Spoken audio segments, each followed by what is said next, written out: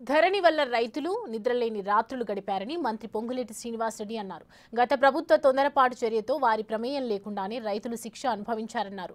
భూ సమస్యలు రాష్ట్ర వ్యాప్తంగా కోటికి పైగా ఉన్నాయని, వీటన్నింటినీ వచ్చే ఆగస్టు 15 నాటికి రెవెన్యూ అధికారులే మీ గ్రామానికి వచ్చి పరిష్కరిస్తారని మంత్రి పొంగులేటి అన్నారు. వాస్తవిక డేటాతో భూపత్రాలు ఇవ్వడంతో భవిష్యత్తులో హక్కులపై ఆందోళనలు తలెత్తవన్నారు.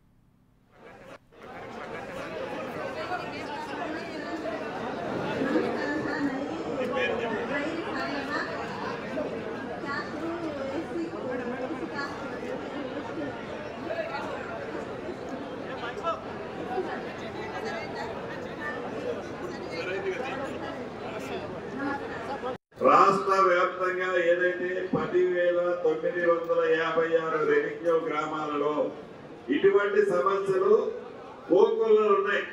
వీటన్నిటినీ రాబోయే ఆగస్టు 15వ తారీఖు లోపే రాష్ట్ర వ్యాప్తంగా ఉన్న ఇటువంటి సమస్యలన్నిటినీ రెవెన్యూ అధికారులే మీ రెవెన్యూ గ్రామానికి వచ్చి పరిష్కరిస్తారని తెలుపుతూ